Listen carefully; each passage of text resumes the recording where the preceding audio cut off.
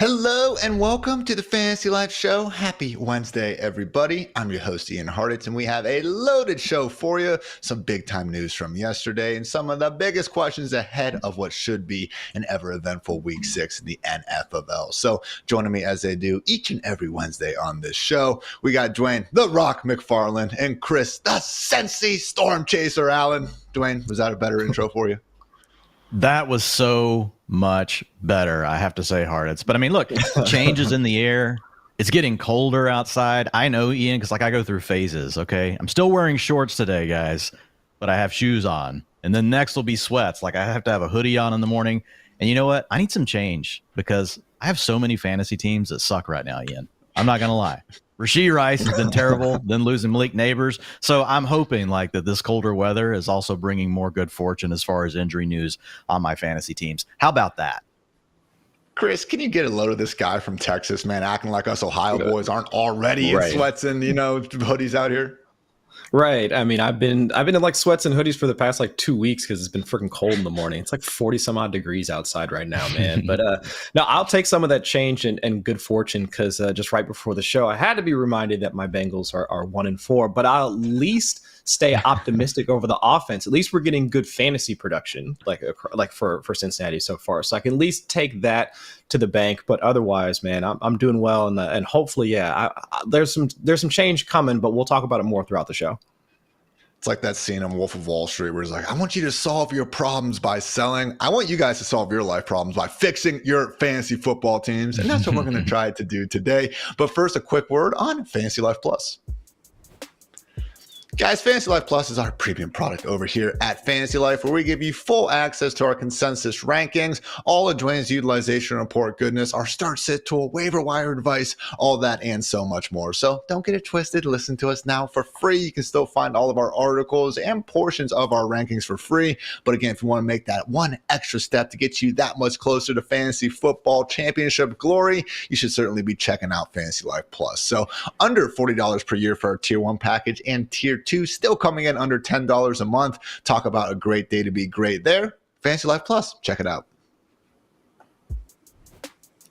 Fellas, it was always every day is eventful during the NFL offseason, not offseason, during the regular season, offseason too, let's be honest. But particularly yesterday, man, had a lot going on. So shortly after Dwayne and I finished recording, of course, some big news had to break. And this was Jets head coach Robert Saleh being unceremoniously fired and then, I guess, escorted by security out of the building. So this was a decision allegedly only made by owner Woody Johnson. Aaron Rodgers had no idea this was coming, if you can believe that.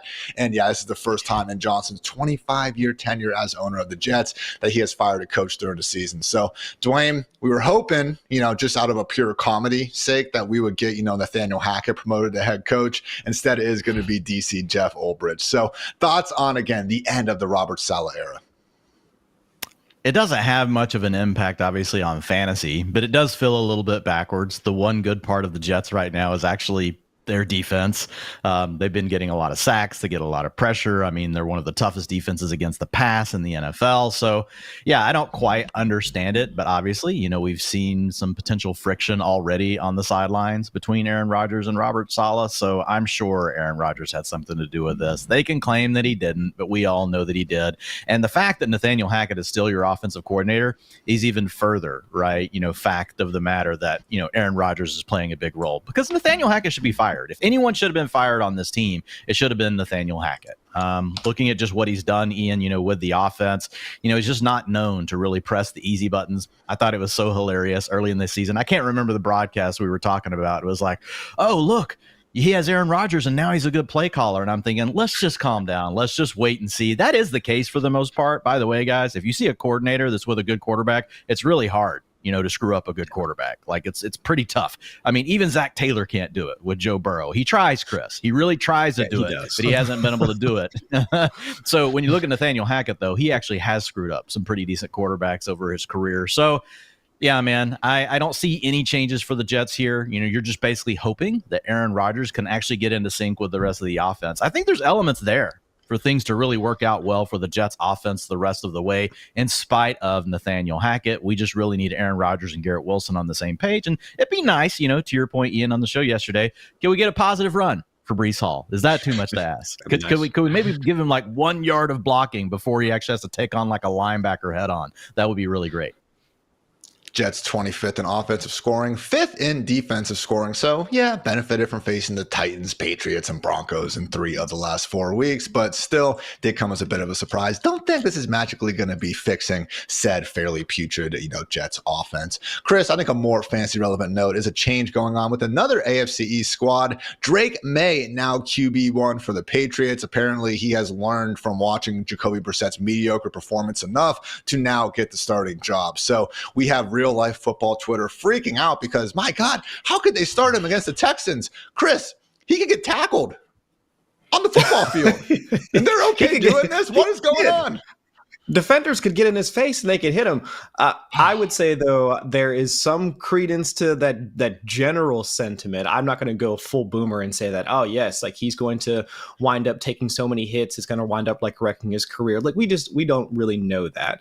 But I would say, though, that the potential for DeMeco Ryans to take one look at Drake Maye and be like, yeah, kid, like you're going to be like bathed in fire, like in your first NFL start, because we saw that like early on in the season where he just cranked up the blitz rate against like Caleb Williams, against like Trevor Lawrence, like guys that, if you smell blood in the water, you do want to try and like heat up as much as possible, like over 30% blitz rate, like for the Texans against like in both of those matchups.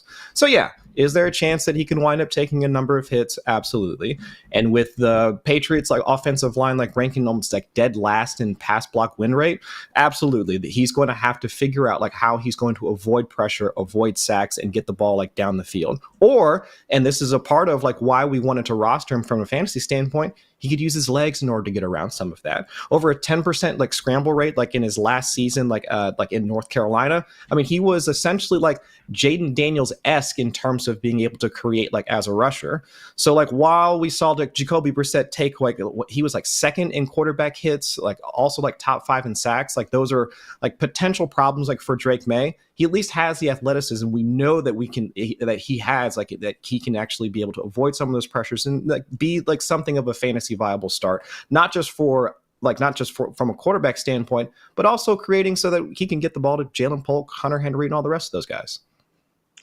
Dwain, as Chris kind of finished a lot of smart things, he did list the, again, not so great weapons we got going on in New England. Look, I'm not expecting the league's 31st ranked scoring offense to all of a sudden crack the top 10 or come even close to that. But to Chris's main point there is some upside on the ground. I mean, Drake Maye in college averaged 57 rushing yards per game over his past 2 years. That's only 2 under what Anthony Richardson did in his last year of Florida. And that's more than what Justin Fields did during his 2 final seasons at Ohio State. So no, I don't think Maye's necessarily going to have the same rushing upside as those guys at the professional level. But do you think, Dwain, we could actually get some usable fantasy weeks out of Maye moving forward?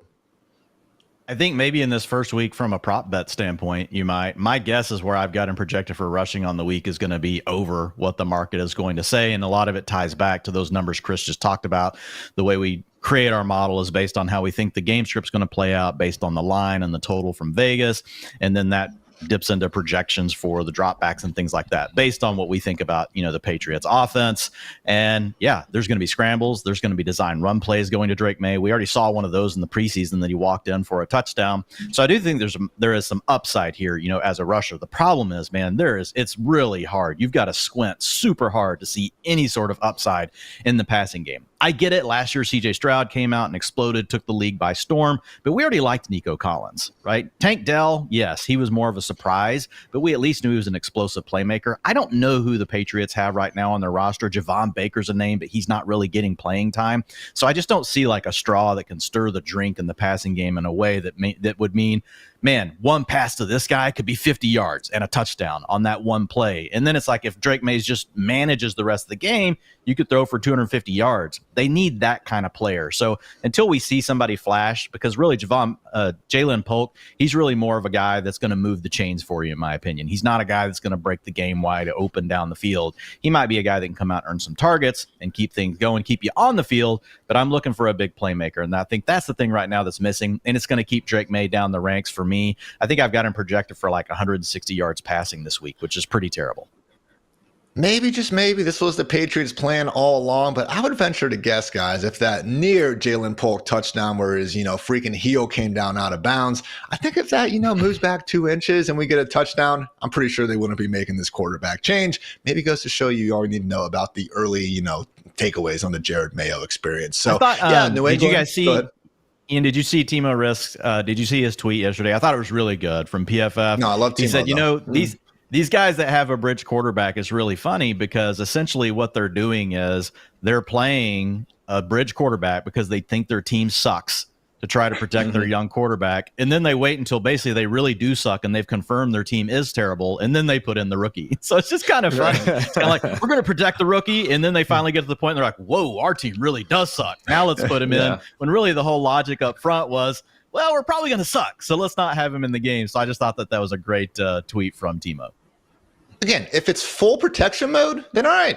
Put Joe Milton out there. If you literally just want your quarterback to be a human shield, like why put Drake Maye out there at all? And if you want to give Maye the most experience, why did he not get every single practice rep from the beginning of training camp? So whatever, I've gone on long enough about all this. But yeah, Drake Maye, Patriots QB1, great day to be great. And fellas, maybe a new quarterback for the Saints. Actually, definitely a new quarterback for the Saints. Yep. Spencer Rattler is quote unquote a strong candidate to get the start, with Derek Carr expecting to miss the next 2 weeks with that oblique injury. So not necessarily overly severe, but they have a game this Sunday against the Buccaneers and then a quick turnaround next Thursday against the Broncos. So, Chris, I know Rattler is someone who, depending on kind of the draft pundit you trusted, did seem like he could have had, a day 2 grade, more off the field stuff, which was, I guess, just him being kind of a dickhead on that QB1 show back in the day. Didn't actually, break the law or do anything wrong. But yeah, talk about what you might see, Chris, from the South Carolina quarterback and a Saints offense that, certainly has plenty of weapons we're interested in.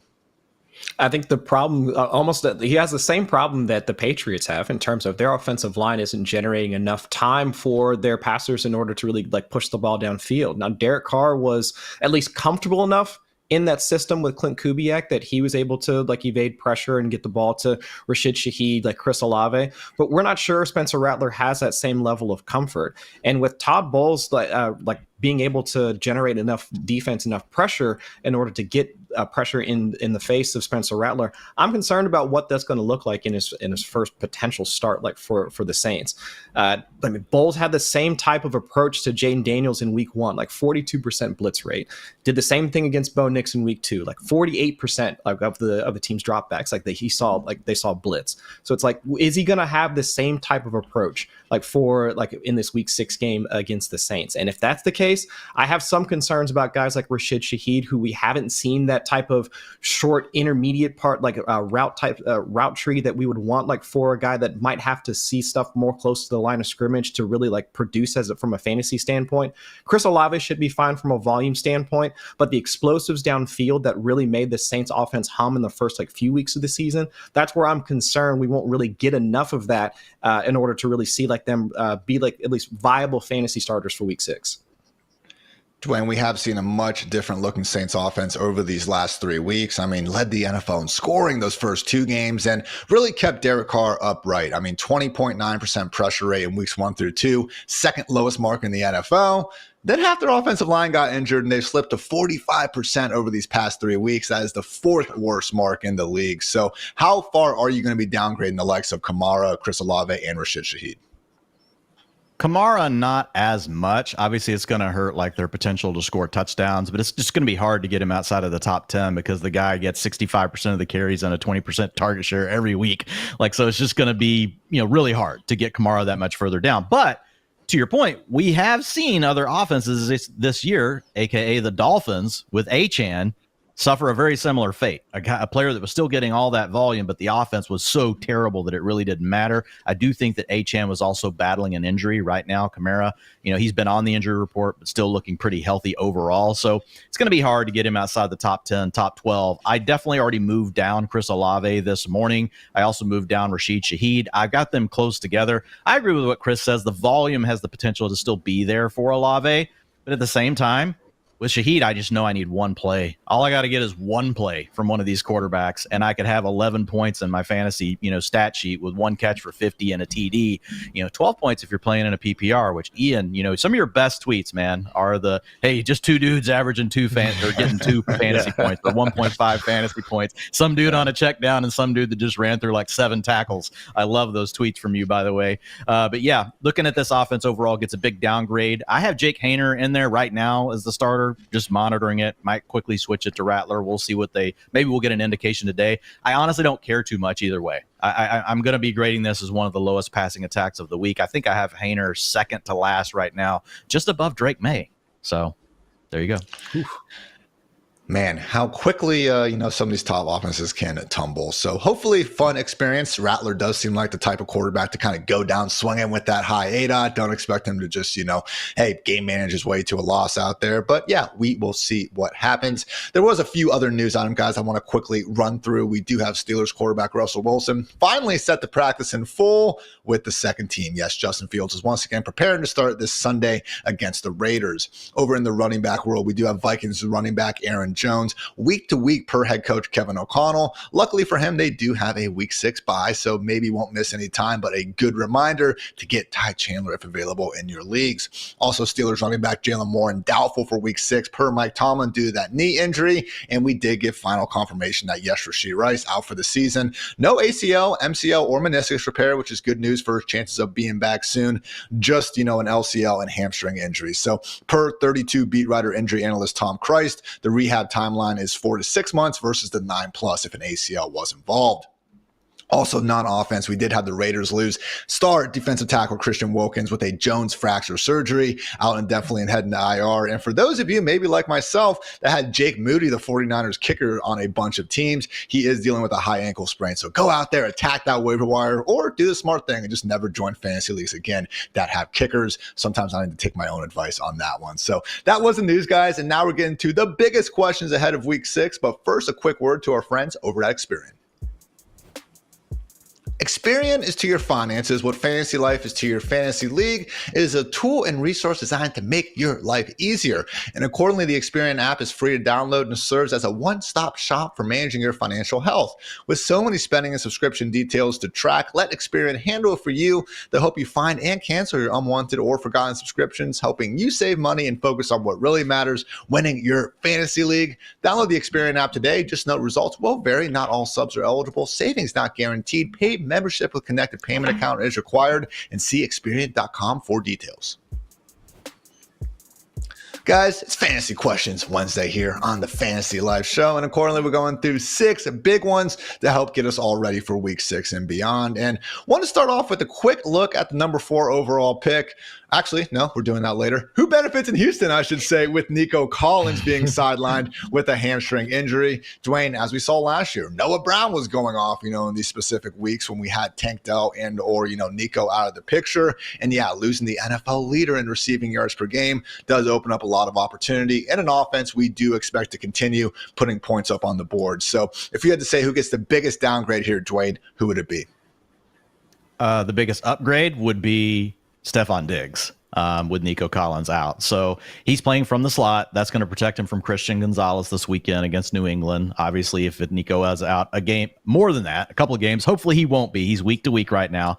That would be a situation where it might be more even between him and Tank Dell. Tank Dell hasn't quite looked like the same player, though, this year, Ian. Went back and was really watching some of the film, and then I saw a really good post yesterday from Matt Harmon, and he watches this stuff and studies wide receivers way more than me as far as the film part of it goes, and he was saying the same thing. He's saying that it just doesn't look like the same player right now. Now, I also agree with what Harmon said in that video, which is this is a player that can flip it on at any point. I mean, he was coming off of an injury last year, and he got shot in the offseason. So, I mean, the guy just might now finally be at a situation where he's really game ready, and that could happen this weekend. He's probably going to get more of that Gonzalez treatment, though, on the outside. So I think Diggs is the safer play. I've got him as a borderline wide receiver 1 this weekend, and I think you could even argue that he should be in the low-end wide receiver 1 conversation. If you look at my projections, I've got him projected higher than some other guys I actually have ranked ahead of him in my ranks. He comes out at 13.7 fantasy points this weekend in a half PPR scoring format, which is pretty good, guys. If he's in a PPR, it's going to be more like 16. So he's right there in that borderline wide receiver 1 conversation. Tank Dell, borderline wide receiver 2. But I will say, like, if somebody just goes off, like, you guys know how it is with Tank Dell. If he gets loose twice, like, I mean, he can score 30 in a game because Stroud will find him. Stroud has the ability to buy that extra beat of time. He also is sharp enough to find him and see him down the field getting open. We've seen it multiple times from Stroud throughout his career already. He will buy that extra little bit of time to make that big throw. He's not looking for the check down. So those are the two main guys. One other slight upgrade, Ian, would be Dalton Schultz. Right? We have Nico Collins out. We saw a 19% target share from Dalton Schultz last week, most of that coming in the second half. That was a season high for Schultz. So that gets him in the borderline tight end 1 conversation. But yeah, for this weekend, Stephon Diggs, I think, is the big name. Tank Dell could still come through with a big play, though. I have Stephon Diggs, my wide receiver 9 on the week. Dwain has wide receiver 10, and we both have him right around that wide receiver 2 borderline as well. So, Chris, the one name Dwain did not mention, I guess the new wide receiver 3, Xavier Hutchinson, the second-year former 6th-round pick. Can we get excited potentially, Chris? Because, again, Noah Brown last year, man, 153 yards, touchdown, 172 yards, 82 yards and a touchdown. Noah Brown isn't bad, but come on. Xavier Hutchinson, we buying? I don't know if I'm buying as of right now. I think it's fine to stash him and in deeper league formats. Like if you want to go ahead and like stick him on your bench, see how things work out like for week 6, then okay, fine. My problem, or at least my potential concern, is like, does this necessitate a shift in the offensive philosophy for the Texans as a whole? I mean, Bobby Slowick, like he comes from that like Kyle Shanahan, like Mike McDaniel. I mean, like those types of guys, and especially for Shanahan in particular, we did see like at least a slight shift in the personnel rates and formations being used on the field, like when they did lose like some of their like key players. And it was Deebo Samuel out, George Kittle out. They did try and like they look a bit more for 21 personnel, 2 tight end sets. Like that started to tick up a bit more like in the couple weeks that we didn't see like their primary players out there. And I do wonder, with the protection issues that the Texans have been having, if they wind up like switching to that. And that's why I'm definitely on the train of thought that Dwain was having about Dalton Schultz being the better option for this week. Stephon Diggs being in the slot, being like one of the guys that you should look to. I mean, any of those ancillary players right now, I mean, it was kind of encouraging to see them actually run more 11 personnel with Nico Collins out. But like in the back of my mind, I'm just wondering, like, if they get a week to plan, we do know that one of the, I guess, primary ways that the Patriots can stop guys is through their like in their secondary on the perimeter. Do they try and switch things up and dot up more of the interior parts of their secondary and like look to guys like Schultz, like Diggs, in order to get things moving in week 6? I'm very interested to see who does start getting more of those deep downfield targets, because so far this year, Diggs only has a 6.6 yard ADOT. So presumably Tank Dell, who's at 11.3, maybe he's used more downfield like Nico was at 12.6. But yeah, to Dwain and Matt Harmon's point, Tank has not been looking like quite the same, specimen this year. But maybe, just maybe, Dwain, we'll keep buying into that with our bold predictions on Friday. This is my way of calling that before you can, my friend. All right, guys, let's move on to another big question. Sweeping the fantasy football world. Is this Bills passing attack fixable? Because right now it's looked pretty freaking terrible, guys. Amazing start to the year. I get it. But man, Ravens game, 10 points, 155 passing yards. And then last week, 20 points and 126 passing yards. Truly one of the most dismal passing performances we have seen from Josh Allen. So, Dwain, I don't want to be a victim of the moment here. I'm sure you're going to tell me everything's going to be fine. It's Josh Allen. But we're talking about Josh Allen now, who has 3 finishes outside the top 18 quarterbacks this year. He had 4 total over the last 3 seasons combined. So level of concern with Josh in this passing attack. Well, it turns out that you actually do need to have quality wide receivers with your quarterback, and you lost Stephon Diggs, and the offense is still trying to figure out how they're going to replace him, and they're not going to replace him 1 for 1. We've pretty much seen that. But last week we had a game where Khalil Shakir was not in the contest, and that was clearly a factor. He has been their best wide receiver. You go flip on the film. He is the guy getting open. He's the guy that's most in sync with Josh Allen. For some reason, they still don't play him all the time, and they rotate him around. So I don't know. I am not a huge fan of Joe Brady at this point. Like, they are running the ball. They're trying to complement what they're getting with Josh Allen, but they're really not pushing in any of the cheat code buttons. So despite all this extra running they're doing, only 12% of their dropbacks have been play action, Ian. That is 27th out of 32 teams in the NFL. We look at the shift motion rate, trying to get your playmakers moving ahead of the snap, let Josh more quickly identify what the coverage is, and then also giving them that advantage, right? When the ball is snapped, only 48%, that's below the league average. And then we look at what they're doing from a trick play look, just giving the defense one last thing to think about ahead of the snap to give Josh a little bit of a edge right when the ball is snapped. Only 2%, one of the worst marks in the league. So the creative things that you can be doing ahead of the snap or right at the snap that we have seen equal more fantasy points for wide receivers and tight ends over the last 3 seasons, they're not really doing any of those things. So they are trying to balance it, like I said, with the run game, but they're not schematically moving these guys around and trying to give them an advantage. Also, like, you're probably playing Matt Collins too much. I know he had a near miss touchdown. You could argue, was that tracking? Was that a bad ball? Was it some mix of the two? I don't know. But Matt Collins, we know what he is at this point. Him and MVS, like, rotate those two guys. Let's get Curtis Samuel on the field a little bit more. Maybe move him around, use him as a playmaker. Let Khalil Shakir and him be on the field together. And the other thing, man, like, if you point to one thing, like Dalton Kincaid, where are you?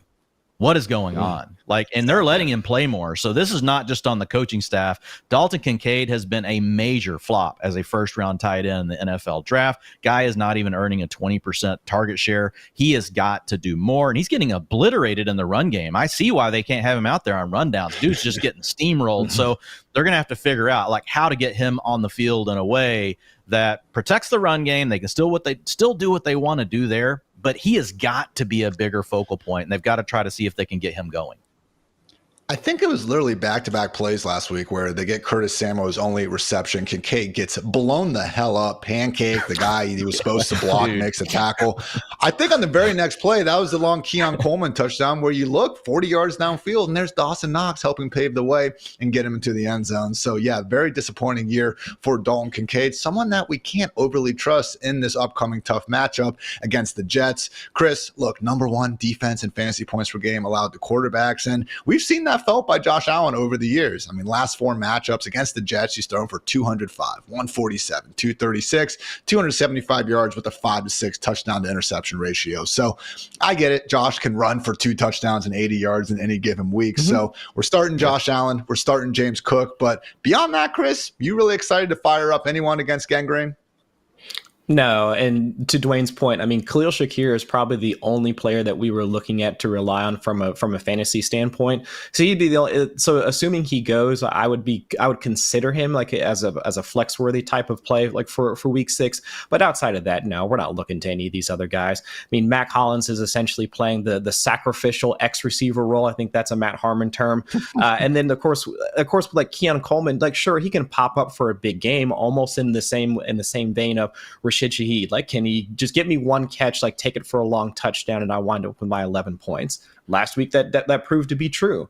But with his inconsistencies as a route runner, and also he's gone through a couple of bouts of drops over the past like 3-4 weeks, I wouldn't stake my fantasy wins or losses like on a guy like Keon Coleman, especially in a matchup that we know to be tough with the perimeter coverage of the Jets. So with some concerns about the play calling, I'm definitely with Dwayne on, like, there just aren't enough easy buttons and layup type of plays like for Josh Allen to get the ball to like any of the receivers. I'd rather just like stick to the core plays like for the Bills right now. It's Josh Allen, it's James Cook. We'll see what happens with Dalton Kincaid, and then just wait until and just look at how this offense tries to perform now with the fact that they've taken a couple of steps back, but let's see if they can do any sort of development over the next few weeks.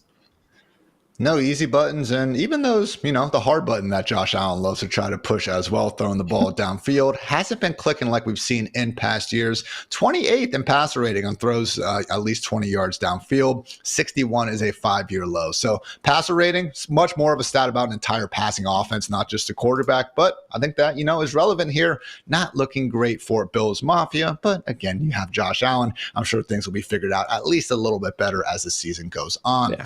Let's talk about more panic guy, because what else are we going to do on a lovely Wednesday morning? Deebo Samuel, the wide receiver, 33 in PPR points per game. Dwain, 20 scoreless yards, I should say, on just 4 touches in week 5, and a matchup that we thought he and the rest of the Niners might smash in against the Cardinals. So level of concern, Dwain, for Deebo Samuel as we enter week 6. 0. Like, I mean, if I had to say 1%.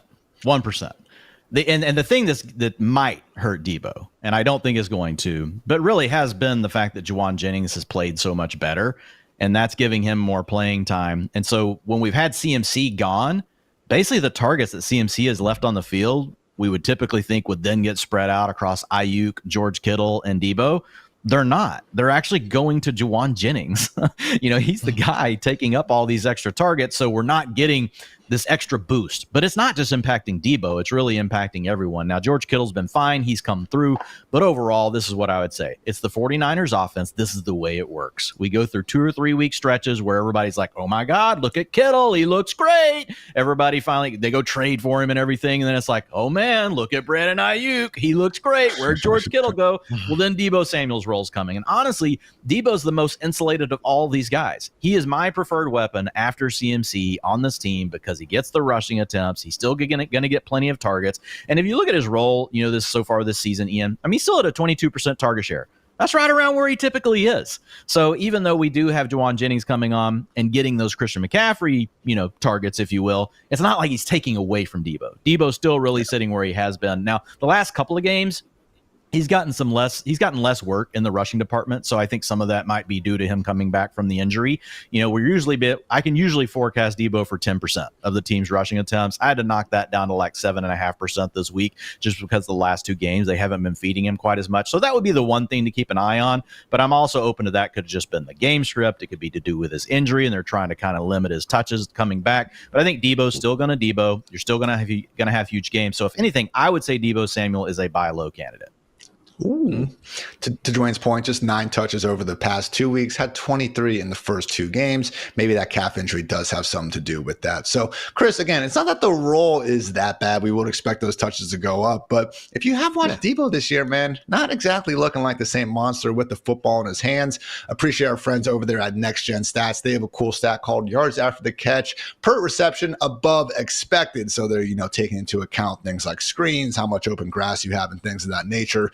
Deebo, last 5 years, first, third, first. This year, 42nd. So, Chris, small sample size, or maybe is a 28-year-old wide receiver starting to get a little bit washed? I don't know about washed, but maybe like a little bit slower than he was in years past. But this isn't also like the lack of production for Deebo isn't just a function of like his age and where he's at. The calf injury notwithstanding, but also how the offense is operating. Deebo has been the one to take some of those like short slants and like intermediate crossers to the house because he's been operating at that lower average depth of target. Back in was it 2021, 2022, his like passing ADOT was like 2 yards. And we were loving it because it was like, oh yeah, he can like sprint after the catch and be that guy that we would want to have on our fantasy rosters. But Brock Purdy, for like so far this season, he's been slinging it. And I say that in a complimentary fashion. Without having Christian McCaffrey in the lineup, with seeing George Kittle in and out of the lineup, and Brandon Ayuk kind of coming on, Brock Purdy has been something of like the engine that's been making this offense go. Whereas in like over the past couple of years, it's been, oh well, he's just a product of the system. And so if Purdy his average depth of target has ticked up as relative to the last couple of years, and he's been taking more of those deep shots and looking to Brandon Ayuk and all of the things that we were considering, like, well, why isn't Brandon Ayuk getting some of this production? Well, the air yards have been there, but it's just the connection just hasn't been there as well. So I think with that slight shift in where Purdy has been looking like more like downfield and like things of that nature, like that's kind of been like where Deebo hasn't been able to produce as he has in years past. So with Jauan Jennings showing up, Kyle Juszczyk getting a 50% route rate. We've seen other guys start to pop up without Christian McCaffrey being involved. I think Deebo's going to get his. And to Dwayne's point, if we're still seeing over 20% of the team's targets going towards Deebo, I'm not worried. The production will certainly be there. And buying low on him, if you can, go out and do it. Ian, what Chris says is really important. So Deebo's ADOT is up. His average depth of target this year is sitting right at a 10.2. And what we know about Yak is it goes down as ADOT goes up. It's a trade-off, right? So as you get further down the field, you catch the ball. Guess what? There's already a defender right there, or maybe 2 defenders because you have a defender over the top. What's typically happened, to Chris's point, you've got Ayuk working typically on the back side of a play, and then they've got a bunch formation on the other side with someone like Deebo, and they're just running running a simple two-sided concept. And it's like, okay, if you get zone, you're going to Deebo underneath the coverage, and we're going to have a blocker right there to throw to him. And if not, you're going to Ayuk as your first read on the backside, and then Kittle's probably your second read, on that play. Or back in the day, it would be CMC on a Texas route, Ian. That would kind of be their route combo they would be running. But right now, this can also just come down to like the way the game script and the team decided to play you. They may have said, we're not going to give you the easy shots with Deebo. And so that's the other thing that drives this. You can go through these phases of teams. Because what do teams do? They're typically watching the last 3 to 4 games, all of it, to get their film. Now, they do go back and they watch older games, but they're mostly watching the last 3 to 4 contests. And well, guess what they're going to start to see now? Man, we got to stop George Kittle.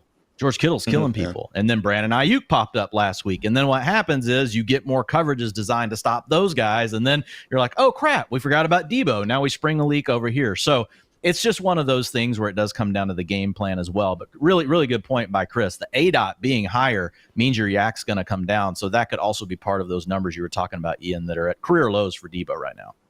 Mm-hmm. 1 missed tackle forced on 17 catches, which again, ADOT certainly plays into that. I'll admit that. We've only really seen like AJ Brown and Josh Gordon types over the years, keep that crazy yak with the downfield opportunities. But still, man, just 2.4 yards per carry as well. So small sample size. I get it, everyone. But yeah, we'll see if this Thursday night's matchup against the Seahawks can be that get right spot that I know Deebo managers are hoping for. So guys, plenty of more questions on the way. But first, a quick word to our friends over at Knockaround. Hey everyone, head to knockaround.com and pick up your new go-to pair of polarized shades for less than $50. With over 25 frame styles and dozens of colors, you are guaranteed to find sunglasses that look good and protect your eyes with full UV 400 protection. And be sure to check out Knockaround's officially licensed NFL collection so you can rep your team all week long and hopefully all the way through the playoffs. Visit knockaround.com and use code LIFE for free shipping on your order. All right, guys, we're just staying negative here for a little bit. Not quite as bad, but what's going on with Marvin Harrison Jr., okay?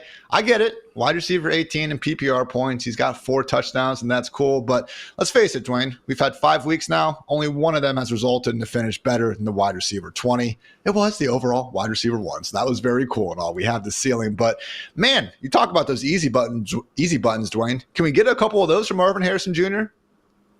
That would be really great. And by the way, I went ahead and put on my knockaround glasses, and these weren't the ones that they're sending us, Ian, because we're partners. I already have knockaround glasses because they make awesome shades. So anyway, I just had to go ahead and get that in there, but I'll take this off because I probably look ridiculous. But yeah, as far as Marvin Harrison Jr. goes, man, it's one of those things. So 25% target share, that looks really good. Okay. You look at his air yard share, it's also good at 43%. So he's getting these targets down the field, 15.1 average depth of target, all things that we really want to see.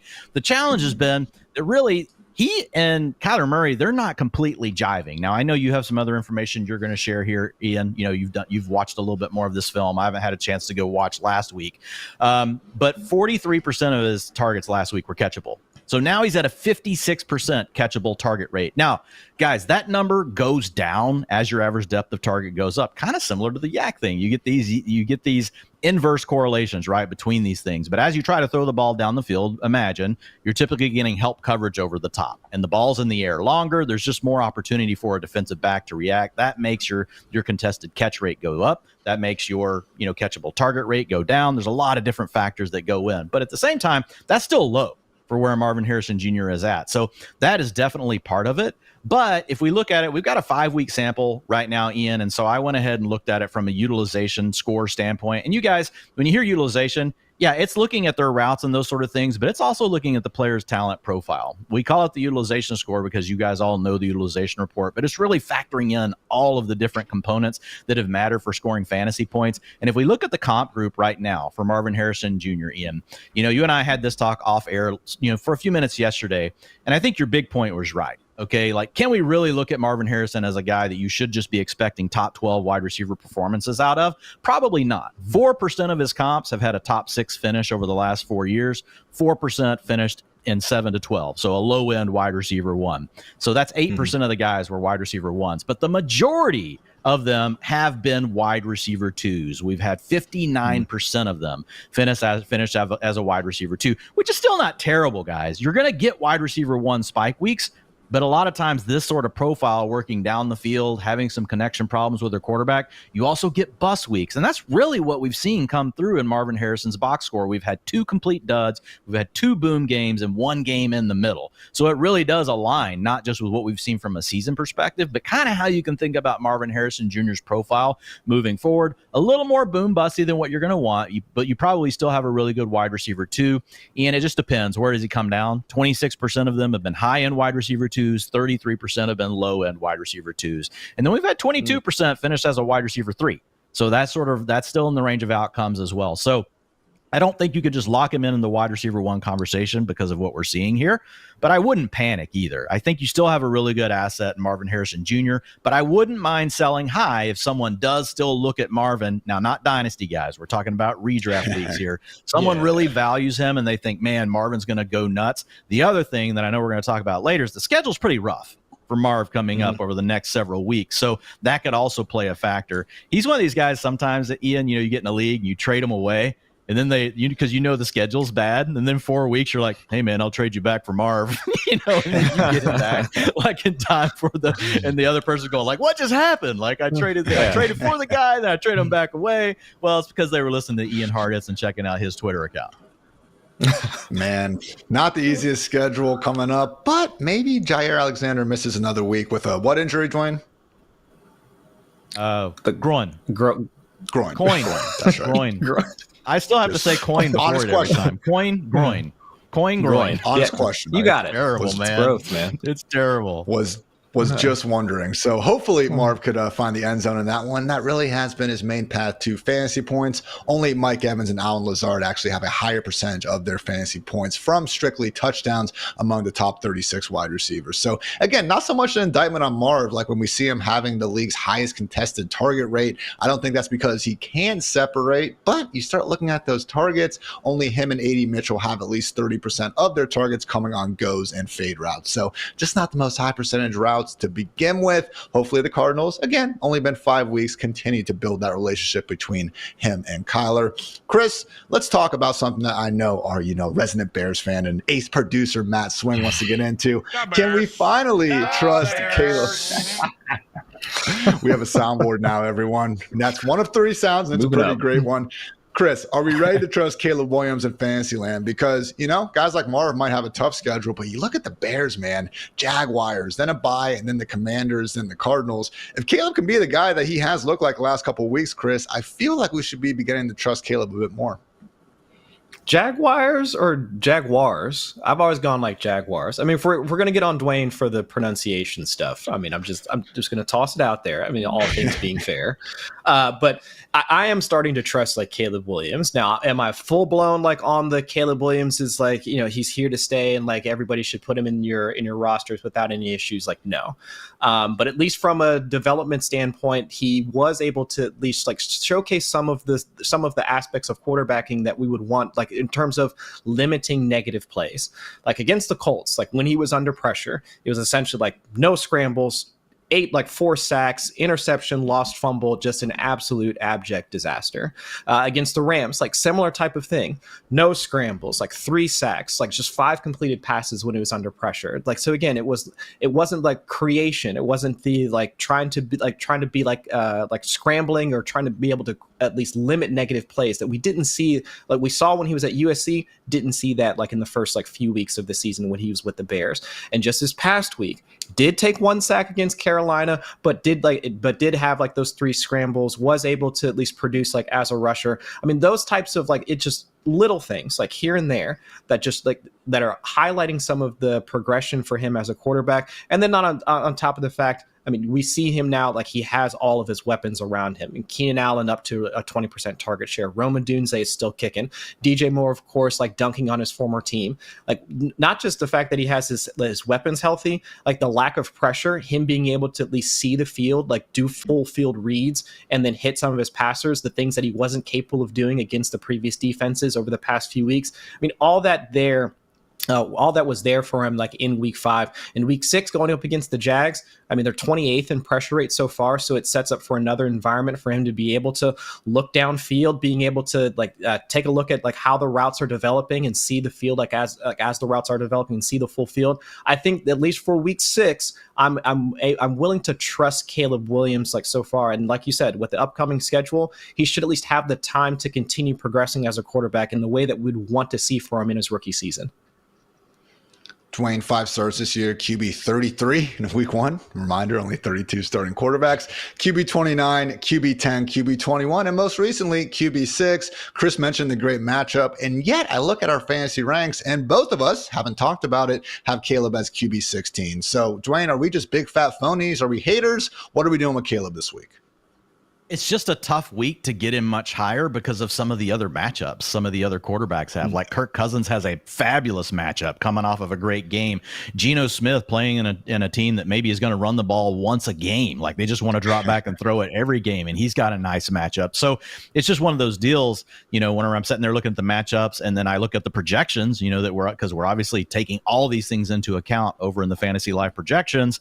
And I'm just like, man, I couldn't find a way to really get him above. Now, I think to Chris's point, like the boom, and to your point, Ian, you just outlined kind of what we've seen, really 3 duds and 2 decent boom games from Caleb Williams. Mm-hmm. This could be a boom game. What I will say is you and I have Caleb Williams on several teams together, over at Real Time Fantasy Sports. And my guess is on some of those teams, we're going to have him in there because when we look at some of the second quarterbacks, I think where it gets interesting would be like versus a name like Justin Fields, because we're really betting on upside on both players. Like Justin Fields, we know has the rushing attempts, and we just saw him 2 weeks ago pop off for 30, fantasy points. Mm-hmm. But we also know that the Steelers' offense is pretty gross. Like it's pretty gross. And they're not getting along with George Pickens. He doesn't like them. They don't like him. If you take him out of that offense, man, there's nothing. It's like Patriots. We're in Patriotsville if you take that away. I like Pat Freiermuth, but he's not breaking a game open. And Roman Wilson can't even get on the field, even though he's been healthy for like a month. So we don't have a playmaker in Pittsburgh other than Pickens. So I could see you getting into situations like that where you're just thinking pure upside. What's my coin flip? It could be Caleb Williams, but it's just tough to get him higher than where we've got him in because other guys have really good matchups. Really tough question is going to be if Joe Flacco gets another start under center. We'll get to that more in our rankings episode tomorrow, and of course the injury report on Friday. So I want to go through, guys, some of the best strength of schedules here over the next couple of weeks. But first, a quick word to our friends over at DraftKings. A chill in the air, leaves falling to the ground, and football every weekend. That is what fall is all about, and you can make each weekend even more exciting by getting into the action with our partners at DraftKings, the #1 place to bet on touchdowns. And right now, all new customers who bet $5 will instantly get $200 in bonus bets. All you got to do is download the DraftKings Sportsbook app and sign up using our promo code FANTASYLIFE. The crown is yours. Again, that is $200 in bonus bets instantly, and you can stay in on the action and use your $200 in bonus bets to bet anytime touchdowns on DraftKings. After all, DraftKings is the place to bet touchdowns. Sports betting is not yet available in your state. Don't worry. You can still join in on all the fun with DraftKings Daily Fantasy and have the shot to win cash prizes. Download the DraftKings Sportsbook app now. Again, new customers use our promo code FANTASYLIFE and bet just $5 on any wager to get $200 in bonus bets instantly. That's promo code FANTASYLIFE only at DraftKings Sportsbook. All right, guys, I took a good hour yesterday and basically looked at every position's next 5 weeks, week 6 through week 10, to get an idea of who has the easiest and toughest schedule. So if you want to go on over to my Twitter, you can see those full charts, get them outlined, and see accordingly who maybe we should be prioritizing during a stretch with a lot of teams on buys. So just going to be running through against some of these positions and tossing it to my guys with, the bigger stars. But first of all, at quarterback, Sam Darnold and Tua Tagovailoa, yes, they are on buy this week, but afterwards, guys, really looking great for both of them. So, Dwain, when I look at Darnold, man, again, buy right now, but after that, Lions, Rams, Colts, Jaguars, 4 defenses that rank 22nd or worse in fantasy points per game allowed to the position. And guess what? The offense is getting healthier with TJ Hawkinson potentially back. Do you think Sam Darnold can keep this Cinderella fairy tale going after the bye week? Yeah, I know you said buy right now, as in bye week, but what you really meant was buy. Go get this guy right now. If he's somehow on your waiver wire, you should be picking him up. If you can trade for him this week because the other team is like, well, I can't use him this week, somebody's offering me something for Sam Darnold. I think Darnold's a lock to be a top 6 quarterback for that stretch. He might be the quarterback 1 in fantasy for that stretch. So this is a guy that has been in these games, Ian, where they haven't even had to fully keep the foot on the gas yet. Now they're winning still with efficiency, but we've had the 2, the 3, the 4 touchdown games, but we haven't seen a 350-yard passing game from Sam Darnold. It's coming. He's going to have a 300-plus yard passing game where he throws for 3 touchdowns, and he's going to win you your matchup for the week. So Sam Darnold is a name, Ian, I really would want to focus on. If you're hurting at quarterback, you think you can make a move this week since the other team, like I mentioned before, can't use him. You think those things are small, but a lot of times they're already in a situation where they're trying to figure out how do they free up space on their roster just to cover for their bye weeks this week. So make sure that you go out, just kind of kick the tires on it. If I'm sitting on an Anthony Richardson where I'm worried about an injury or a re-injury, if I'm sitting on a Justin Fields where I'm worried about, man, if they lose another game, or we seeing Russell Wilson come in, if I'm sitting on any of the quarterbacks like that, I'm definitely going out and trying to see what I can do about getting Sam Darnold. As for the running backs, Dolphins, Bears, Falcons, Eagles, and Vikings, the big 5 with the easiest upcoming schedules. And I get it, not a lot of, just RB1s on the waiver wire to snatch from those squads or anything like that. That said, Chris, we do have Ty Chandler, the next man up in Minnesota, with Aaron already actively banged up, and Tyler Algier, someone who's already been taking away too much work from Bijan Robinson, also 1 injury away from quickly rising up to fantasy ranks. So the Falcons in particular get the Panthers, the Seahawks, the Buccaneers, then the Cowboys and Saints over these next 5 weeks. I mean, as much as we might be falling out of favor a little bit with that Saints offense, Chris, a lot to like here in Atlanta right now. Yeah, exactly. And Tyler Algier, for all of his, well, I wouldn't say his faults, but for all the consternation that he's received, he's been a top 20 running back, at least in terms of from a rushing metric standpoint.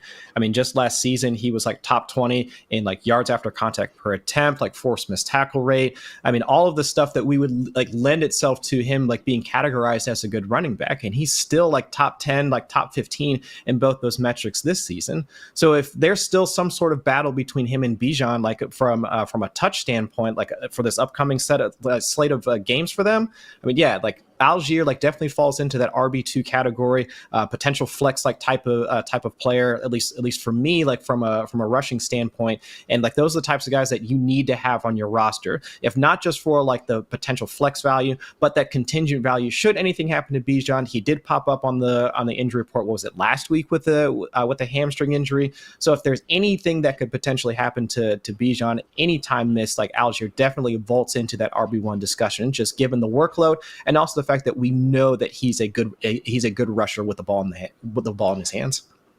In terms of pass catchers, guys, Packers have a really nice stretch coming up. So let me be the 900th fantasy analyst to tell you, don't overly panic about the Dontavian Wick studs. Could be some really big games to come ahead. And also Jalen Tolbert with the Cowboys, really cemented as a number 2 wide receiver with Brandon Cooks on IR. They get the Lions, then a bye, and the 49ers, Falcons, and Eagles over the course of the next month or so of action. At tight end, not a ton to love, but Cade Otton is someone getting the benefit from a nice little stretch here. 3rd highest route rate at the position. You can do worse at the position than someone in a decent passing game with a full-time role. And my final note for you sickos out there playing in DST leagues, a lot of us do. It's okay. It's 2024. We can do that type of thing. We do have 4 defenses I do think qualify. Probably going to be owned, but the Pittsburgh Steelers get the Raiders and Jets over these next 2 weeks, then the Giants before their bye. So if you do see TJ Watt and company, certainly scoop them up. But then teams under 25% roster on ESPN right now. We got the Bills, who face the Jets, then the Titans over these next 2 weeks. We got the Chargers, by the way, the number 1 ranked scoring defense in the NFL, facing the Broncos, Cardinals, Saints, Browns, and Titans. Pretty nice 5-game stretch there. And then also the Eagles. I know they haven't been great, but when you're facing Deshaun Watson and Daniel Jones over these next 2 weeks, good is probably good enough there. So again, invite you guys to check out all that strength of schedule goodness on my Twitter or even in my Week 6 manifesto article, which is the basis of this show after all. So that's going to wrap up this edition of the Fantasy Life Show. I want to thank you guys for checking us out as always. Dwain, myself, and the great Matthew Friedman will be back tomorrow going over the biggest rankings questions ahead of Week 6. So for Chris, for Dwain, for producer Kelsey, for producer Matt, I'm Ian. Thanks again for tuning into the Fantasy Life Show. And until next time, take care, everybody.